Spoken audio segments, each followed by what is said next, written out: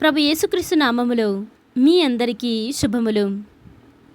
సామాన్య 7వ బుధవారము. మొదటి పట్టణము సీరాపుత్రుడైన యేసు జ్ఞాన గ్రంథము 4వ అధ్యాయము 11వ వచనము నుండి 19వ వచనం వరకు. విజ్ఞానము తన బిడ్డలను పెంచి గొప్పవారిని చేయును, తన చెంతకు వచ్చు వారిని ఆదరించును. విజ్ఞానమును ప్రేమించువాడు జీవమునే ప్రేమించినట్లు, విజ్ఞానము కొరకు వేకువనే లేచువాడు ఆనందమును పొందును. విజ్ఞానమును అర్థించువాడు మిగుల గౌరవమును పొందును.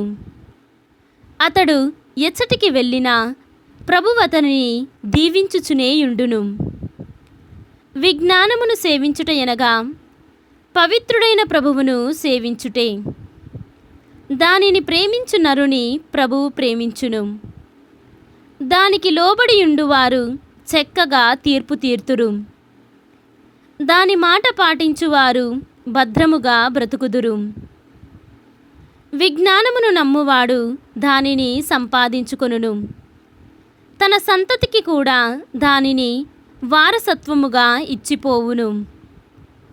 విజ్ఞానమును అర్జింపవలయునన్నా మొదట కష్టముగా నుండును. భయము నిరుత్సాహము కలుగును. అది తనను అర్థింపగోరు నరులను కఠినమైన క్రమశిక్షణకు గురిచేయును. తనకు నమ్మకము కలిగిన దాకా వారిని పరీక్షించును. కానీ పిమ్మట అది ఆ నరులకు సులువుగా దొరికిపోవును. తన రహస్యములనెల్లా తెలియచేసి వారిని సంతోషపెట్టును. కానీ ఆ నరులు తనను అనాధారము చేసినచో అది వారిని విడనాడును, వారి దుర్గతికి వారిని వదిలివేయును. ఇది ప్రభువాక్కు. సర్వేశ్వరునికి వందనములు. ఈనాటి సువిశేషము పునీత మార్కు గారు వ్రాసిన సువిశేషము 9వ అధ్యాయము 38వ వచనము నుండి 40వ వచనము వరకు.